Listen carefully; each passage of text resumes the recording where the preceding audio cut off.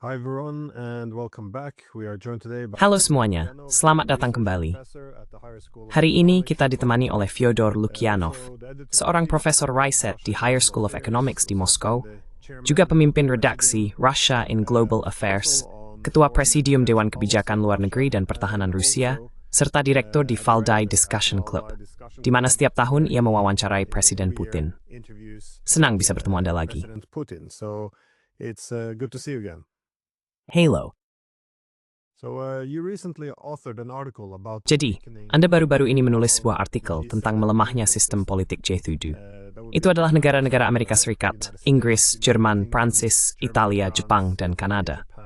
Nah, kesamaan utamanya adalah mereka semua tampaknya sedang mengalami krisis politik, dan masih terlalu dini untuk mengatakan apakah mereka akan mampu melewatinya. Tapi, apa diagnosis Anda? Apa yang sedang terjadi di dalam negara-negara ini? What is happening within these countries? First of all, to be fair, I must say. Anda tahu, pertama-tama, untuk bersikap adil, saya harus mengatakan bahwa ini adalah krisis, atau setidaknya masa ketidakstabilan dan ujian stabilitas bagi semua negara di dunia. Tidak ada perbedaan antara G2 dan yang lainnya. Pertanyaannya muncul karena tingkat gejolak yang cukup belum pernah terjadi sebelumnya. Mengapa saya pikir ini belum pernah terjadi sebelumnya? Karena kombinasi faktor-faktor yang berkontribusi pada gejolak ini sangat unik. Asib prometnya militer, geopolis, alat geopolisia, ekonomis kiming, ideologis, di mana-mana, kita melihat suatu sebuah teroris. Nisnich backwards, to a tingkat gejolak for. They create this new level of turbulence, and the specificity. Dan elemen spesifik yang paling meresahkan dari hal ini adalah bahwa kita tidak dapat memprediksi bagaimana kombinasi ini akan memengaruhi perkembangan di masa depan. Jadi, saat ini benar-benar mustahil untuk menghitungnya, setidaknya bagi para ilmuwan politik dan bahkan para pemimpin politik. Jadi semua orang harus sangat berhati-hati, mencoba meneliti situasi, dan berusaha memahami apa yang harus dilakukan selanjutnya. Selanjutnya, di sini benar-benar berarti langkah berikutnya. Dan dalam situasi ini, yang saya coba sampaikan dalam komentar yang Anda sebutkan, adalah bahwa pertanyaannya adalah, seberapa baik negara-negara tersebut siap untuk bereaksi. The question is how much the states are prepared to react.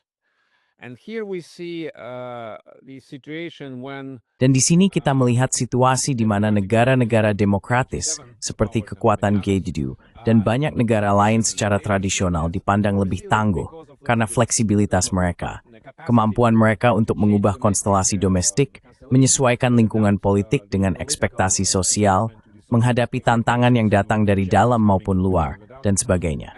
Dulu memang demikian, karena sistem yang kurang demokratis, lebih otoriter, dan lebih terpusat, seringkali tidak dapat merespons tantangan yang datang dengan cara yang tepat. Namun kali ini, di periode ini, kita menghadapi situasi yang sedikit berbeda. Kita melihat bahwa negara-negara, terutama di Uni Eropa, saya secara khusus melihat tanda-tanda ini di dalam Uni Eropa, sama sekali tidak mampu merespons semua tantangan yang datang. Mengapa?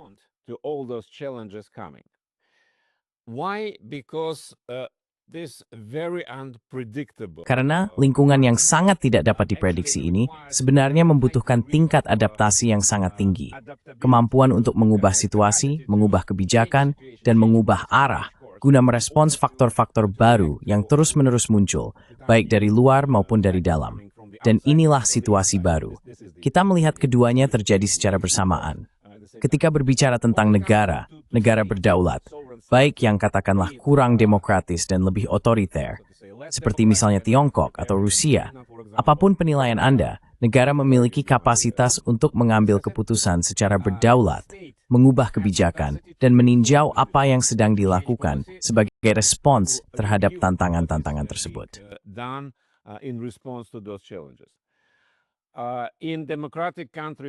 Di negara-negara demokratis dan di negara berdaulat seperti Amerika Serikat, kita melihat hal yang sama. Mungkin keberhasilannya berbeda-beda di setiap tempat, tetapi setidaknya ketika kekuasaan, negara, atau otoritas tersebut melihat ada sesuatu yang tidak berjalan, mereka bisa mengubahnya. Di Uni Eropa, seperti yang kita tahu, sistemnya berbeda. Uni Eropa bukanlah sebuah negara, ini adalah gabungan, sebuah komunitas dari negara-negara yang sangat berbeda, dengan kepentingan yang benar-benar berbeda sebenarnya, dengan persepsi, ancaman, dan masalah yang juga sangat berbeda, dan sebagainya. Apapun itu, perbedaannya sangat-sangat besar.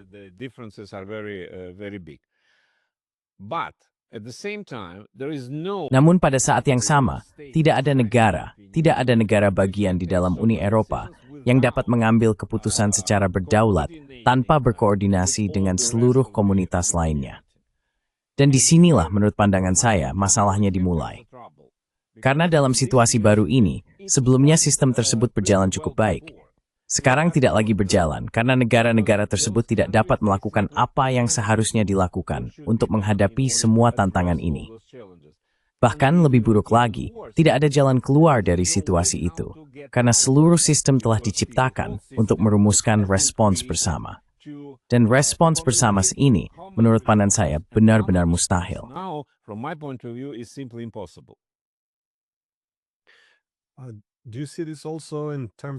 Apakah Anda juga melihat hal ini dalam konteks konflik yang sedang berlangsung di Ukraina? Karena yang sering membingungkan saya adalah, saya bisa memahami posisi semua aktor utama. Saya bisa memahami mengapa Rusia tidak bisa menerima masuknya NATO ke Ukraina. Saya bisa memahami mengapa Ukraina akan berjuang untuk mempertahankan diri. Saya bisa memahami mengapa Amerika Serikat ingin melemahkan lawannya. Tetapi sekarang mereka justru melemparkan proyek yang gagal itu ke Eropa. Satu-satunya aktor yang sulit saya pahami saat ini adalah Eropa. Konflik ini tidak berjalan sesuai keinginan mereka, tetapi tidak ada koreksi arah. Mereka benar-benar ingin menjadi bagian dari negosiasi.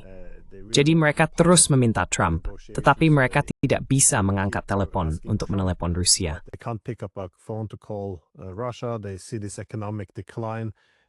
Mereka melihat penurunan ekonomi dan deindustrialisasi ini, tetapi mereka terus membuat keputusan yang justru memperparah masalah. Jadi sangat membuat frustrasi melihat tidak adanya proses dalam mengidentifikasi masalah dan mencari cara untuk menyelesaikannya. Dan saya rasa, yang dulu selalu menjadi keunggulan Uni Eropa, tidak selalu, tapi di tahun 90-an dan 2000-an, adalah kemampuannya menggunakan kekuatan tawar kolektif untuk mendapatkan kesepakatan ekonomi terbaik bagi negara-negara anggotanya, serta memperoleh kekuatan politik karena ketergantungan asimetris dengan negara mitra mereka. Mereka juga bisa memiliki sedikit kemandirian dari Amerika Serikat. Dengan kata lain, ada penggabungan kedaulatan. Ini melayani kepentingan nasional, meskipun mengorbankan kedaulatan di tingkat nasional. Tapi jelas, ada stake kini telah keluar jauh.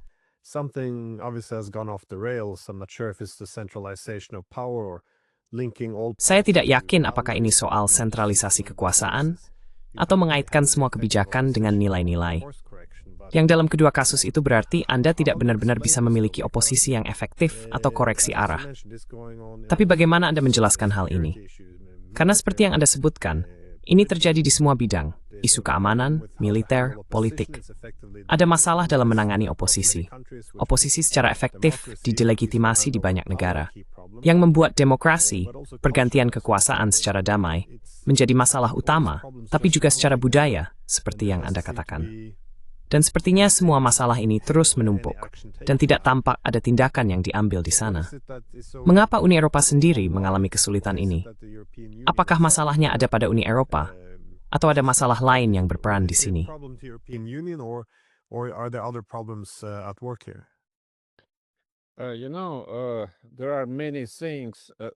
Anda tahu, ada banyak hal yang dikaitkan dengan Winston Churchill.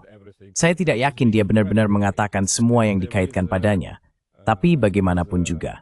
Dan ada aforismenya, strategi sebrilian apapun yang Anda miliki, ada baiknya memeriksa hasilnya dari waktu ke waktu. Dan saya pikir itulah yang sebenarnya dibutuhkan oleh Uni Eropa, karena Anda menyebutkan koreksi arah. Saya rasa itu adalah gagasan kunci saat ini untuk semua orang. Saya tidak akan mengatakan saya benar-benar puas dengan bagaimana negara saya melakukan koreksi arah dari waktu ke waktu. Tapi setidaknya itu terjadi. Koreksi-koreksi itu tidak seefisien yang saya harapkan, tapi bagaimanapun juga. Dalam kasus Uni Eropa, saya pikir masalahnya persis seperti yang Anda katakan. Tidak ada cara untuk melakukan koreksi arah tanpa perubahan mendalam dalam struktur institusi dan bagaimana persatuan ini berfungsi. The institutions of how this union is functioning. Because the main problem is not Karena masalah utamanya bukanlah fakta bahwa kualitas para pemimpin politik saat ini, seperti yang banyak orang katakan, tidak seperti dulu, jadi sedikit lebih rendah dari sebelumnya. Mungkin, tapi itu bukan isu utamanya. Isu utamanya adalah bahwa Uni Eropa, dalam bentuk idealnya seperti yang diciptakan setelah Perang Dunia Kedua, kemudian berkembang selama beberapa dekade dan mencapai puncaknya pada akhir abad ke-20, awal abad ke-21, diciptakan, dan terutama diciptakan setelah berakhirnya Perang Dingin, sebagai prototip tatanan dunia liberal. Ini adalah jenis organisasi internasional yang benar-benar baru, bahkan lebih dari sekadar organisasi internasional. Sebuah protonegara di tingkat penyatuan supranasional. Unification. And inside this liberal world order, Dan di dalam tatanan dunia liberal ini, selama ia mendominasi seluruh sistem internasional, secara praktis atau setidaknya secara ideal, itu merupakan keuntungan besar bagi Uni Eropa untuk melihat bagaimana sistem itu bisa berjalan, terutama mengingat situasi militer dan geopolitik yang sangat menguntungkan bagi Barat secara umum dan Uni Eropa secara khusus. Amerika Serikat memberikan perlindungan keamanan. Rusia menyediakan energi murah. Tian demagas de timbrabritista, inskan Yunas, ensure waste. goods, and that was brilliant. But it could exist, from my point of view. Namun menurut pandangan saya, hal itu hanya bisa ada di dalam konstelasi faktor-faktor internasional yang sangat unik ini. Tatanan dunia liberal ini, atau seperti yang kemudian mulai disebut oleh para politisi barat, tatanan berbasis aturan, adalah sebuah pengecualian. Jadi itu bukanlah cara sistem internasional atau hubungan internasional bekerja selama berabad-abad. Dan saya batsi menceritakan bahwa tatanan itu terbatas kembali dalam waktu dekat. Mungkin tidak akan pernah. Dalam situasi baru ini, ketika semua negara harus mengandalkan diri sendiri dan manfaatkan peluang mereka sendiri untuk beradaptasi dengan semua tantangan baru ini, semua keunggulan integrasi feel kini justru disebut menjadi spawn. Advantages of the European integration now turns into disadvantages. And that's it. That's why. Dan itulah sebabnya. Itulah mengapa perubahan arah, koreksi arah, tidak mungkin dilakukan. Karena Anda tidak bisa mengoreksi arah Jerman, atau Portugal, atau Swedia, atau Luxembourg, atau Slovenia, tanpa mengubah seluruh arsitektur Uni. Dan jika Anda mulai mengubahnya, maka itu akan menjadi sesuatu yang benar-benar berbeda. Itu tidak akan menjadi Uni, dan bukan integrasi yang dikenal orang dari masa lalu. Dan itu ilustrasi Itsperario bahwa Uni Eropa sedang menghadapi masalah yang sangat serius, tidak seperti Vietnam, Force, dan Skans hingga atau bahkan Kanada. Terusab humanan indus kedua gaulat yang dubit dekas, industri Kanada tetaplah daulat. But it's still the sovereign state. Or it might sound very Atau mungkin terdengar sangat paradoks dan mungkin gila, tetapi jika melihat kembali ke tahun 2016, ketika Inggris memilih Brexit, keluar dari Uni Eropa, pada saat itu dari luar tampak seperti kegilaan total, sebuah kecelakaan sepenuhnya, tidak ada yang menghitung hasilnya, dan sebagainya. Namun bahkan saat itu, saya berpikir, ini hanya pertimbangan pribadi saya. Saya berpikir bahwa kita tidak tahu bagaimana integrasi Eropa akan berkembang. Dan mungkin setelah beberapa tahun, beberapa orang akan mengatakan bahwa keputusan yang sangat bodoh dan sangat disayangkan bagi Inggris itu sebenarnya adalah pelarian dari jebakan yang akan dihadapi integrasi Eropa pada era ini. Sekarang saya tidak tahu apakah hal itu bisa dikatakan atau tidak. Tetapi setidaknya, saya pikir Inggris memiliki ruang koreksi yang lebih luas dibandingkan Uni Eropa. Broader space for correction than the European Union. Yeah, well, it's hard for me to see the Sulit bagi saya untuk melihat peran Uni Eropa di dunia baru. Karena ketika kita melihat tatanan dunia, biasanya kita melihat dua komponen, distribusi kekuasaan dan legitimasi cara para aktor bertindak. Namun jika kita melihat Eropa selama 80 tahun terakhir sejak Perang Dunia II, di bawah sistem bipolar, mudah untuk mengidentifikasi pusat-pusat kekuasaan. Kita memiliki dua ideologi yang saling bersaing. Di Barat, kita berada di bawah kepemimpinan AS, berkomitmen pada kapitalisme dan demokrasi liberal. Dalam hal itu sangat terorganisir, dengan batas-batas yang jelas. Dan kemudian tentu saja, pada masa unipolar setelah Perang Dingin, hanya ada satu kuasaan. Namun tetap saja AS adalah satu-satunya pemain utama.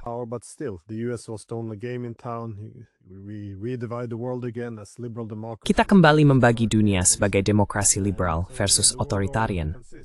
Jadi sekali lagi, tatanan dunia terdiri dari satu kekuatan sentral, tetapi sekarang hampir seperti misi peradaban. Mereka harus keluar dan membentuk ulang dunia sesuai citra mereka sebagai demokrasi liberal. Namun, di dunia multipolar, tampaknya banyak hal yang berantakan. Itu salah satunya karena distribusi kekuasaan. Jika Amerika Serikat tidak lagi menjadikan Eropa sebagai prioritas utamanya, bahkan, sekarang tampaknya Eropa hanya menjadi prioritas ketiga yang jauh, maka komponen penting itu sebenarnya tidak lagi dimiliki. Selain itu, legitimasi juga tampak runtuh, dan sulit untuk melihat mengapa atau bagaimana negara-negara yang sangat berbeda seperti Spanyol dan Lituania akan memiliki, apa sebenarnya yang mereka miliki bersama.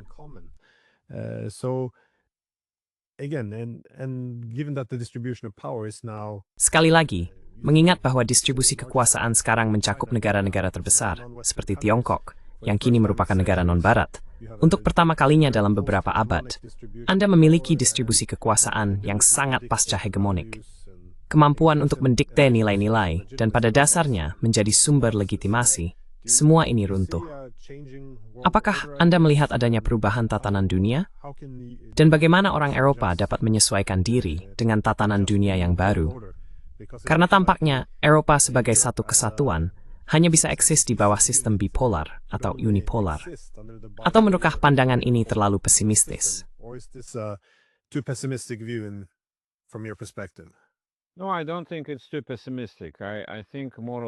Tidak, saya tidak berpikir itu terlalu pesimistis. Saya kira, kurang lebih, Uni Eropa dan Eropa secara umum memang belum siap menghadapi era pasca hegemoni, karena orang Eropa menikmati semua keuntungan dari hegemoni tanpa mengalami, hingga baru-baru ini, sisi negatif dari hegemoni, tidak seperti beberapa negara dan kelompok negara lain.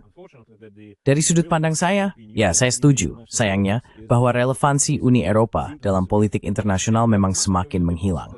Dan menurut saya, elemen paling berbahaya dari proses ini adalah Uni Eropa berusaha meniru signifikansi internasional. Saya pikir para pemimpin Eropa, secara sadar atau tidak sadar, memahami, mereka merasakan kurangnya kekuatan nyata dan kurangnya kapasitas baru dalam distribusi yang berubah, seperti yang Anda katakan.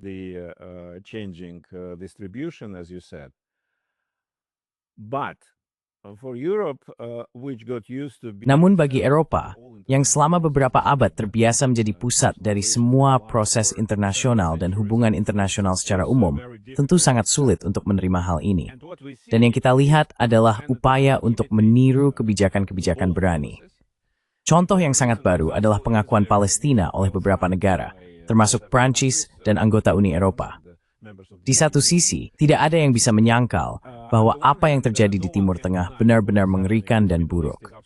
Dan kita bisa memiliki pandangan yang kuat tentang apa yang dilakukan Israel. Namun pertanyaannya, untuk apa langkah ini dilakukan? Apakah ini akan membantu otoritas Palestina memperkuat kapasitasnya? Sama sekali tidak.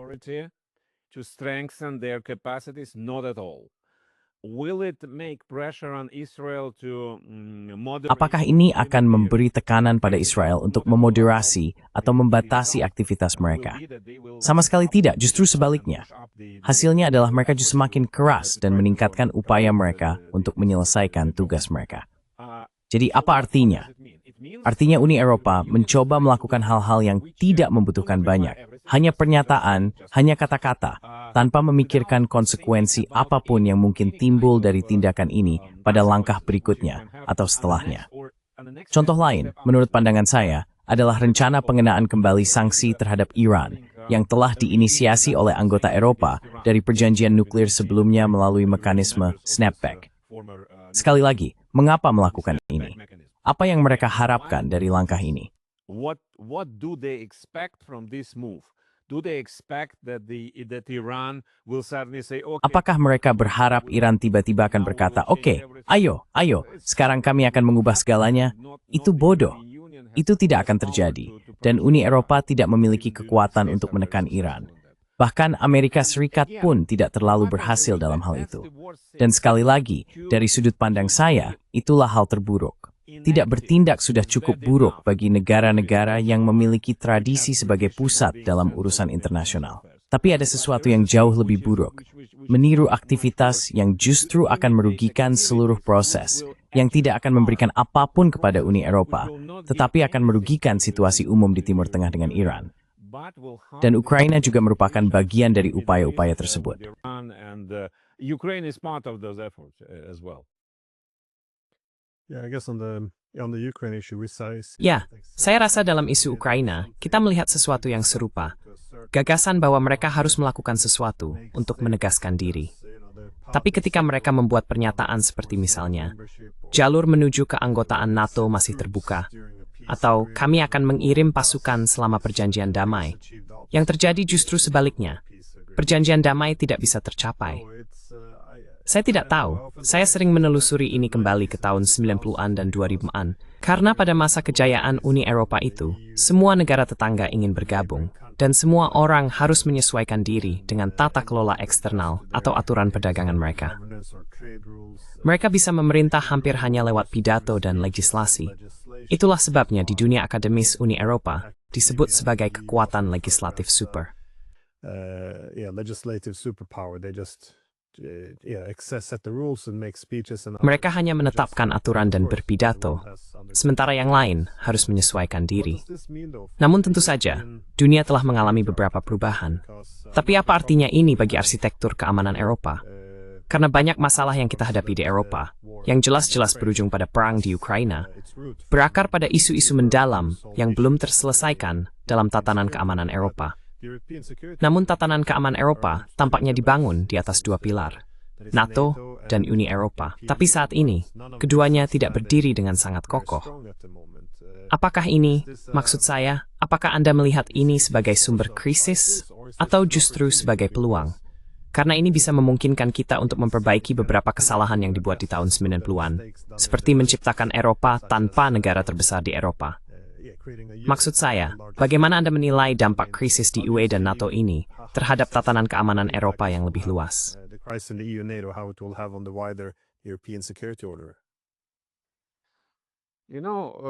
Frankly, I don't see any. Terus terang, saya tidak melihat ada peluang saat ini untuk memperbaiki kesalahan atau langkah keliru yang telah dibuat sebelumnya.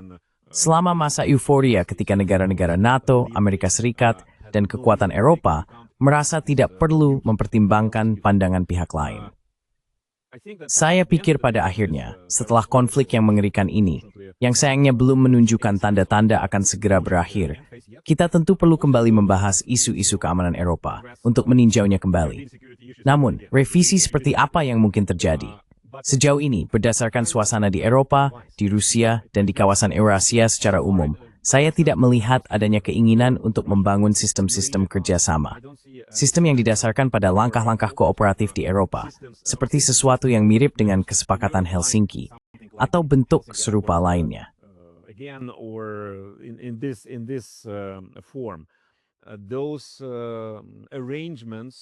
Pengaturan-pengaturan itu termasuk dalam sistem internasional yang sama sekali berbeda.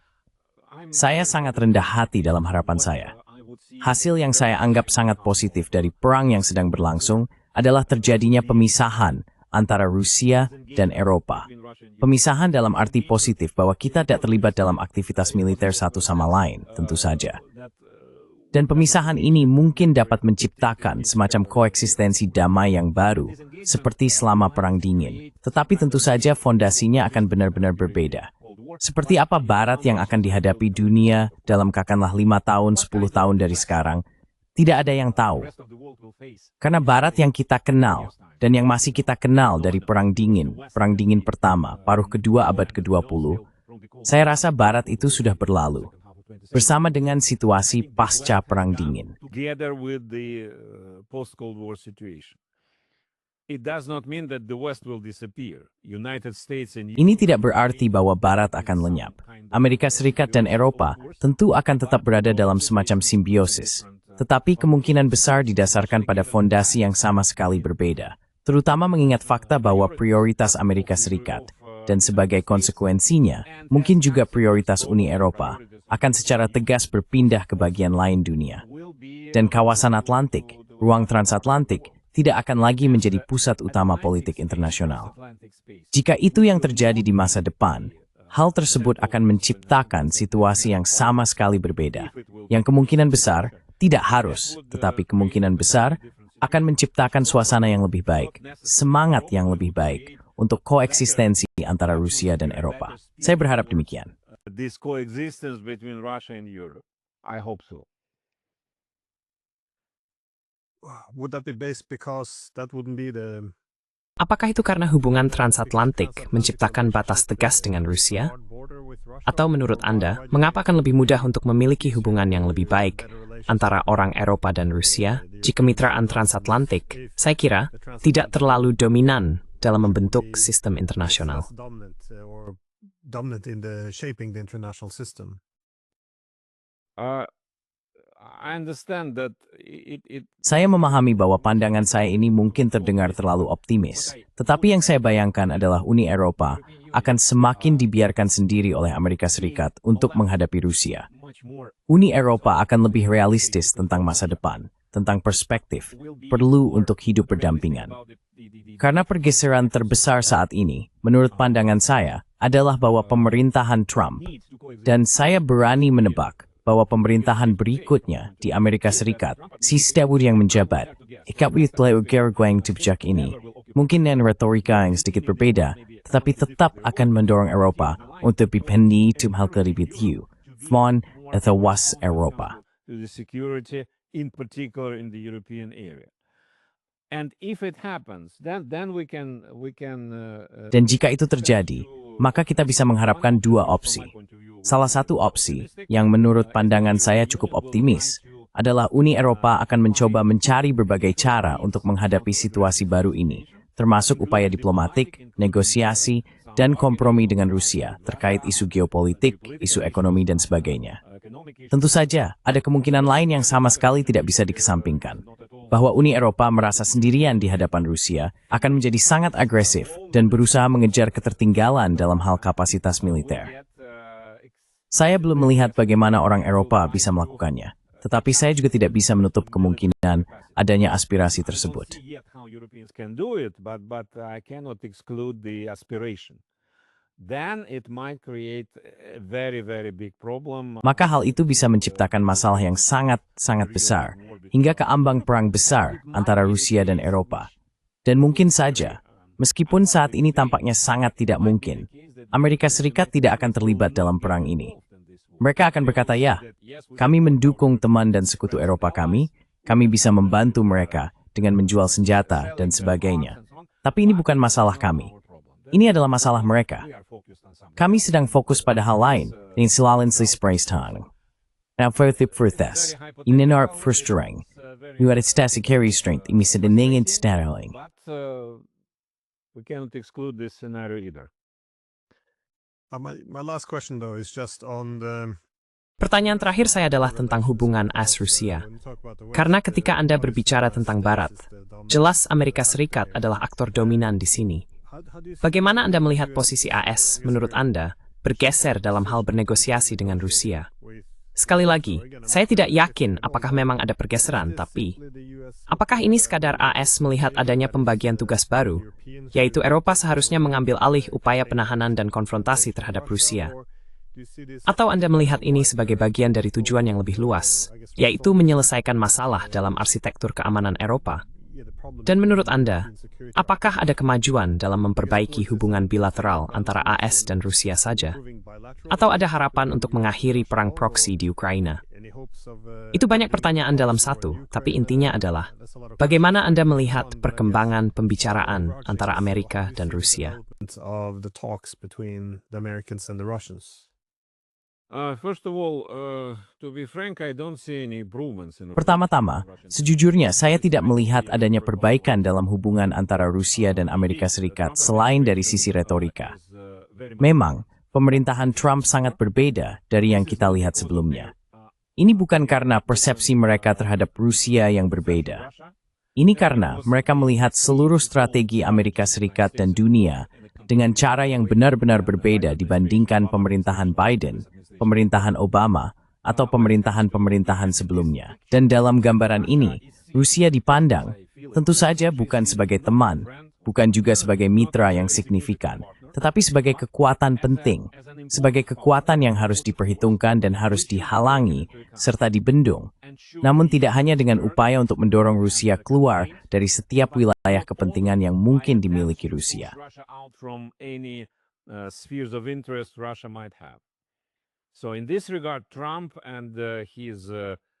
Jadi dalam hal ini, Trump dan orang-orang di sekitarnya, setidaknya tokoh-tokoh kunci di sekelilingnya, termasuk menurut pandangan saya, Menteri Luar Negeri Rubio, melihat adanya ruang fleksibilitas yang lebih luas dalam hubungan dengan Rusia.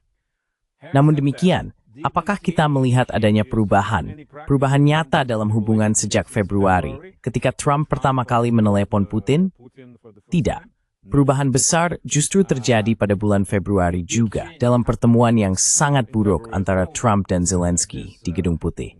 Ketika Trump secara terbuka ditanya oleh para jurnalis apakah AS berada di pihak Ukraina, dan Trump, kami tidak berada di pihak Ukraina, kami juga tidak berada di pihak Rusia, kami adalah mediator. On the Ukrainian side, we are not on the Russian side, we are mediators.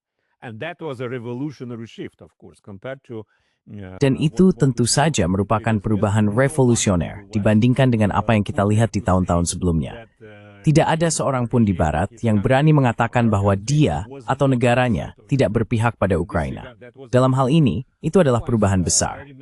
Selain itu, saya ingat pernyataan dari kedua pihak, Rusia dan Amerika Serikat, pada bulan Februari dan Maret, bahwa ya, ada masalah besar dengan Ukraina. Kita harus menyelesaikannya. Namun di luar itu, sisi primisep serub suri devupsam yang Andrews dan menimit murad. How to make our countries big partners, and we can work simultaneously on. Dan kita bisa bekerja secara bersamaan di semua jalur, termasuk memulai dari aspek yang sangat teknis, seperti yang dibayangkan saat itu sebagai yang paling mudah, yaitu memulihkan fungsi lembaga diplomatik, kedutaan, konsulat, dan kemudian kita bisa bergerak lebih dekat ke isu-isu lainnya. Saya sangat skeptis tentang hal itu sejak awal, karena kita tahu dari pengalaman panjang bahwa masalah-masalah kecil tidak bisa diselesaikan sebelum masalah besar ditangani. Dan itulah yang benar-benar terjadi. Tanpa kemajuan terkait Ukraina, kita tidak bisa mengharapkan apapun, baik itu ekonomi, diplomatik, atau fungsi lembaga-lembaga tersebut. Itu sama sekali tidak mungkin. It's out of question. As for the Ukrainian issue, mengenai isu Ukraina, saya tidak percaya bahwa Trump atau bahkan orang-orang di sekitar Trump yang lebih berpengalaman dalam kebijakan luar negeri benar-benar ingin menciptakan arsitektur keamanan baru di Eropa. Ada beberapa orang yang memikirkan hal itu, tetapi secara umum itu bukan fokus prioritas atau kepentingan Amerika Serikat. Yang Trump inginkan adalah menghentikan fase militer dari perang ini. Dan hanya itu. Lalu dia bisa mengklaim bahwa konflik berusia lama. Edinburgh said. Sekarang sekarang memenangkan 3 Nobel damage. Itu 4. Heindeland. Dan hingga itu berhasil. Dan amat berkin Trump menyingkir the to. Even Trump understands that. But I think that tapi saya pikir idealnya, Trump ingin melepaskan diri seperti yang ia lakukan pada masa jabatan pertamanya dengan Korea Utara, setelah awal negosiasi yang sangat-sangat meriah. Ia melihat bahwa tidak ada peluang untuk mencapai kesepakatan apapun, lalu ia melupakannya begitu saja. Ia tidak bisa melakukan hal yang sama di sini, karena ia sudah terlalu terlibat dan isu ini jauh lebih besar daripada semenanjung Korea. Namun sekali lagi, saya rasa kita tidak bisa mengharapkan langkah besar atau kemajuan apapun di front Ukraina tanpa adanya perubahan mendalam dalam situasi militer. Baik itu keberhasilan di pihak Rusia atau aksi yang lebih sukses di pihak Ukraina. Namun dinamika militerlah yang akan menentukan sisanya. Military dynamics will define the rest. Without it, I'm afraid that we will be at the same point. Tanpa itu saya khawatir kita akan berada di titik yang sama setahun dari sekarang. Dan sekali lagi seperti yang saya katakan, satu faktor untuk tercapainya kesepakatan atau solusi bagi Ukraina adalah situasi militer di medan perang.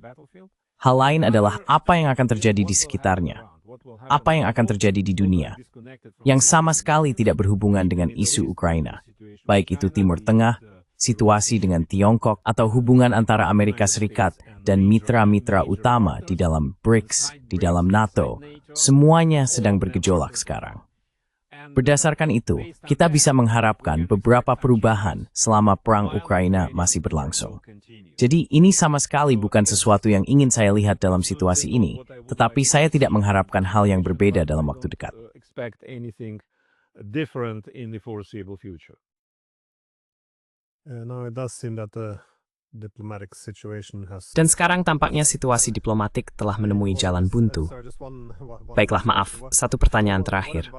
Nasihat apa yang akan Anda berikan kepada para pemimpin Rusia dan Eropa terkait posisi mereka yang saat ini terjebak? Mungkin lebih kepada pihak Eropa, karena mereka juga, saya rasa, terjebak dalam posisi di mana mereka tidak bisa mengubah arah. Jika melihat ke sejarah, mungkin tidak banyak perbandingan, tapi apa yang bisa dilakukan pada saat seperti ini? What is it that could be done at this point in time? I don't think much could be done. Saya rasa tidak banyak yang bisa dilakukan. Saran untuk semua pihak, baik itu kepemimpinan Rusia, kepemimpinan negara-negara Eropa, NATO maupun Amerika Serikat, adalah untuk memahami bahwa situasinya benar-benar belum pernah terjadi sebelumnya. Dan gagasan untuk mengendalikan eskalasi mungkin hanyalah ilusi. Semua pemikir strategis banyak berspekulasi dan menghitung bagaimana cara melakukan eskalasi, tetapi tetap dalam kendali. Pengalaman di masa lalu tidak terlalu menggembirakan. Kita tahu ada contoh buruk dari semua pihak, Rusia, Uni Soviet, Amerika Serikat, dan sebagainya. Namun tetap saja, dalam pemikiran strategis, eskalasi dianggap sebagai salah satu cara dan diyakini bisa dikendalikan. Saya khawatir, seperti sebelumnya, bahkan lebih dari itu sekarang, ini adalah permainan yang sangat berbahaya. Dan hal itu harus dikatakan kepada semua pihak dalam konflik ini. Parts of this conflict. And as for the European Union, I think the key element of Dan mengenai Uni Eropa, saya pikir elemen kunci dari keseluruhan gambaran Eropa adalah Jerman, tentu saja. Apa yang akan terjadi di Jerman? Sayangnya, itu adalah topik lain yang bisa kita bahas di lain waktu. Namun, peniruan langkah-langkah strategis ini, yang sebelumnya kita sebutkan dalam percakapan sebagian jika dilihat dari luar, merupakan upaya pemerintah-pemerintah Eropa untuk mengalihkan perhatian masyarakat dari masalah-masalah yang semakin berkembang di dalam negeri, masalah sosial, masalah ekonomi, masalah elektoral. Dan kita melihat bahwa di Jerman misalnya, setiap survei opini terbaru menunjukkan peningkatan perolehan suara untuk Alternative for Deutschland. Itu berarti ada masalah domestik yang signifikan di Jerman. Dan dari sejarah, ene de mouth them nothing parents will wrote cranks and he stories. Timur ithe, anuthe, and in North Grafauer stew.